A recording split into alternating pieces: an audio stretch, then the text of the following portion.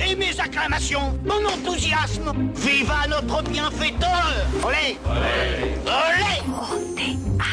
Et tout de suite, Christophe Barbier nous emmène au théâtre voir l'usage du monde, une proposition. C'est créé par Samuel Labarthe. Bonjour Christophe. Nous sommes en 1953. C'est la fin de la guerre en Corée, mais la guerre froide, elle, bat son plein. Traverser l'Europe, passer le rideau de fer est une aventure. Aller au-delà, pénétrer en Asie mineure est une folie. Pourtant, un jeune homme de 24 ans, Nicolas Bouvier, va courir le risque en quittant Genève au volant d'une vieille Fiat minuscule avec un camarade de voyage et de l'argent pour 4 mois, alors que le périple est prévu pour 2 ans. Objectif, les Indes. Belgrade, Istanbul, Ispahan, Téhéran, le Pakistan, puis le désert, les montagnes et enfin l'Afghanistan, avant de franchir les derniers cols vers l'Inde. À chaque étape, des galères mécaniques, des fièvres mystérieuses, quelques activités pour gagner de quoi manger, des galetas miséreux et des pages noircies.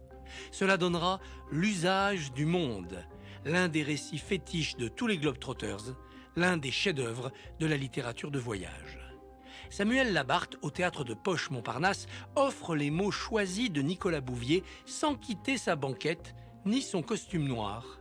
C'est sobre, élégant, entièrement voué à la musique des mots. C'est drôle aussi, quand l'auteur décrit les infernales mouches d'Asie ou les coutumes étranges de l'hospitalité orientale.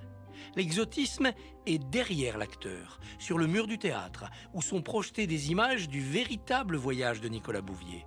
Des cartes animées, le tracé du périple, la nuit étoilée comme un océan de lumière suspendu au-dessus de l'Afghanistan.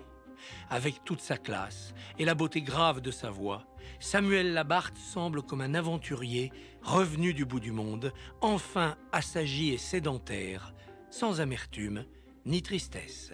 C'est beau, c'est envoûtant, et cela donne la nostalgie d'une époque où ces terres étaient sauvages, certes, mais encore accessibles aux Occidentaux, loin des ravages de la guerre et de l'islamisme. Aujourd'hui, il est impossible de rééditer le périple de Nicolas Bouvier. Pourtant, on peut espérer qu'au cœur de ces contrées, au milieu de ces peuples lointains, demeure l'esprit de fraternité et de curiosité pour l'autre qui imprègne chaque page de l'usage du monde. Et merci beaucoup, cher Christophe Barbier. Tout de suite, la chronique émotion de Jérôme Goulon.